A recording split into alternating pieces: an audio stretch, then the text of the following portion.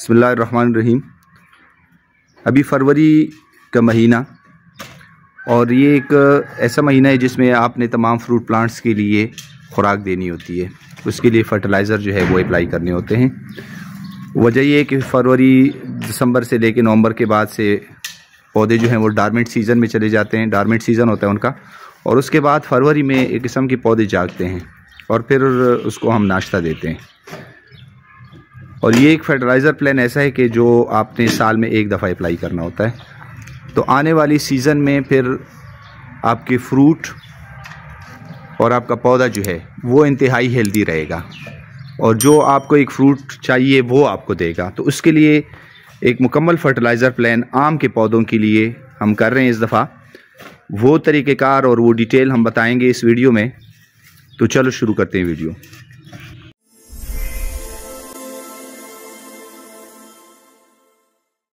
तो प्यारे दोस्तों, अभी फरवरी के महीने में हम आम के लिए कौन से माइक्रो और मैक्रो न्यूट्रिएंट जो है वो अप्लाई करेंगे, उसकी डिटेल और उसकी मिकदार क्या है और उसकी डिटेल तरीक़ेकार मुकम्मल तफसील जो है वो हम ज़ैद इकबाल साहब से पूछते हैं कि हम किस तरीके से अप्लाई करेंगे और इस दफ़ा वो कौन सा तरीका इख्तियार कर रहे हैं।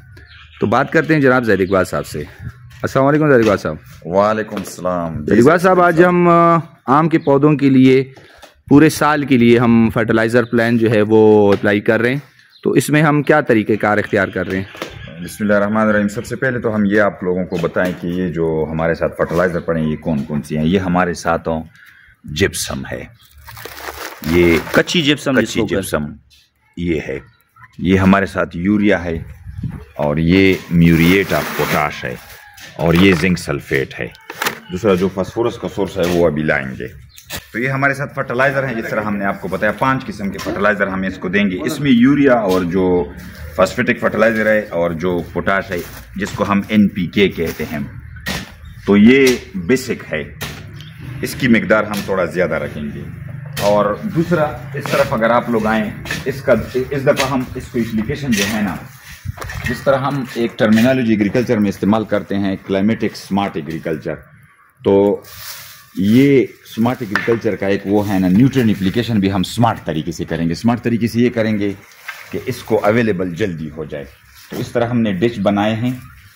तो ये उन न्यूट्रिएंट के लिए हम कर रहे हैं जिस तरह फास्फोरस हो कि वो साइल में इमोबाइल है। जब जो न्यूट्रिएंट साइल में इमोबाइल है तो इस वजह से हम इसको डायरेक्ट रूट के लिए अप्लाई करते हैं। देखो इसके रूट नज़र आना शुरू हो गए। इधर पे हम फास्फेटिक फर्टिलाइज़र डालेंगे, पोटाश भी इधर पे डालेंगे, और इसके अलावा जो दूसरे फर्टिलाइज़र जिंक भी इनके साथ डालेंगे, वो भी इमोबाइल है साइल में। बाकी यूरिया जो है और जिप्सम वो इस तरह डायरेक्ट अप्लाई कर लेंगे।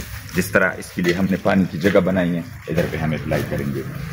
अब इसका फ़ायदा क्या है, इस पर जब फ्रूट कम आते हैं ज़्यादा हो जाएंगे, इस पर अगर बिल्कुल फ्रूट नहीं आते वो भी सही हो जाएंगे, फ्रूट क्वालिटी भी सही होगी, और इसमें क्लोरोफिल कंटेंट भी ज़्यादा होगा जिंक से, और फ्रूट भी ज़्यादा होंगे। तो इंशाल्लाह वो वाली वीडियो भी हम आपसे शेयर करेंगे। पिछले साल हमने इसको एप्लीकेशन नहीं थी तो इसका फ्रूट बहुत कम था, तो अभी हम इसको एप्लीकेशन कर रहे हैं।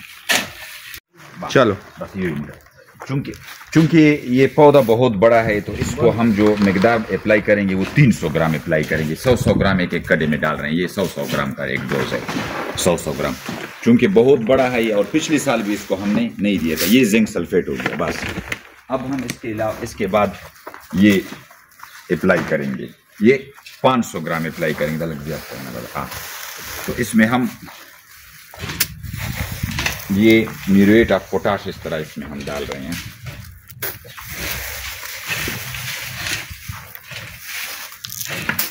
अच्छा, ये हो गया। अब इसके बाद जो है हमारे साथ जिप्सम है, कैल्शियम सल्फेट। ये कैल्शियम और सल्फर का एक सोर्स है। इसको हम डायरेक्ट वो कर लेंगे, एप्लीकेशन कर लेंगे, इसमें नहीं डालेंगे। अगर ये इसके साथ मिल गया ना तो थोड़ी इसकी अवेलेबिलिटी का मसला होगा, तो इसको हम इस तरह अप्लाई करेंगे। इससे थोड़ी ज़मीन की सॉइल कंडीशन भी ठीक हो जाएगी और इसको कैल्शियम और सल्फर का सोर्स भी मिलेगा। जिन इलाकों में ये जिप्सम अभी तक अप्लाई नहीं किया वो अप्लाई कर लें।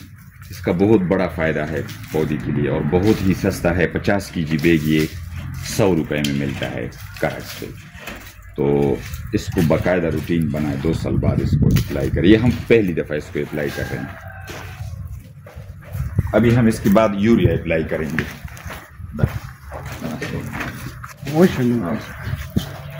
यूरिया का भी ये तरीका है, चूंकि नाइट्रोजन जो है वो साइल में मोबाइल है, तो इसको अगर हम इस तरह अप्लाई करेंगे तो ये अवेलेबल हो जाएगा।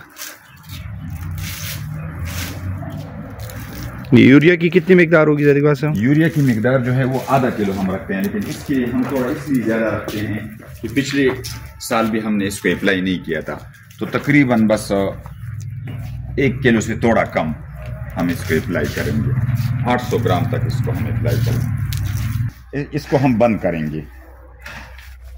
देखो जिन कटों में हमने वो डिशेस में हमने वो न्यूट्रिएंट डाले थे, फर्टिलाइजर डाले, उसको हमने बंद कर दिया उसी तरह दोबारा। और इसके ऊपर हम, चूंकि ये बिल्कुल खुश्क है, पानी का छिड़काव करेंगे। और बाकी जो हमें यूरिया नज़र आ रही है उसमें भी हम थोड़ा थोड़ा उसके ऊपर मिट्टी डालेंगे ताकि वो भी नज़र ना आए और उसकी वो एवापोरेशन ना हो जाए। तो ये इसके ऊपर ये थोड़ा थोड़ा मिट्टी डालेंगे, थोड़ा थोड़ा इसके ऊपर मिट्टी डालेंगे ये। और ये ऐसा हमने एप्लीकेशन कर लिया कि नेक्स्ट ईयर हम इसको सिर्फ बेसिक डोज देंगे। माइक्रोन्यूट्रिएंट की ज़रूरत अगले साल हमें नहीं होगी, सिर्फ फॉस्फेटिक और जो यूरिया है नाइट्रोजीनियस फर्टिलाइजर वो अप्लाई करेंगे। बाकी जो है ना वो इस अगले साल से दूसरे साल हम अप्लाई करेंगे, इसके अगले साल अप्लाई नहीं करेंगे। तो उसकी क्या वजह है वो भी हम इंशाल्लाह इस पर भी हम अगले एक वीडियो करेंगे कि हम वो इतनी ज़्यादा क्यों नहीं अप्लाई करते। तो फिर ये आम के लिए है। दूसरा एक चीज़ मैं आम के हवाले से कहना चाहता हूँ कि मैग्नीशियम का सोर्स अगर आप लोगों के पास हो, जिस तरह हमारे पास जिप्सम है उस तरह उसको एप्सम साल्ट कहते हैं। एप्सम साल्ट आजकल केमिकल की दुकानों में मिलता है, वो मैग्नीशियम सल्फेट है। आम में मैग्नीशियम की डिफिशियंसी आ जाती है। मैग्नीशियम का एक बड़ा रोल ये है कि ये क्लोरोफिल का एक कंपोनेंट है और ये सदाबहार प्लांट है, इसमें क्लोरोफिल की ज़रूरत ज़्यादा होती है। अगर आप मैग्नीशियम इसको इसके साथ अप्लाई करें, लेकिन आपने मैग्नीशियम 400 ग्राम अप्लाई कर दिया है, मैग्नीशियम आपने 400 ग्राम या फोलियर में अप्लाई करें। आम के लिए मैग्नीशियम ज़रूर अप्लाई करें। जो आम लजीज नहीं होते उसमें मैग्नीशियम का बहुत बड़ा रोल होता है, मैग्नीशियम की डिफिशियंसी हो जाती है। और आम जो साइज़ भी फुल गेन नहीं करता, तो मैग्नीशियम का सोर्स एप्सम साल्ट है।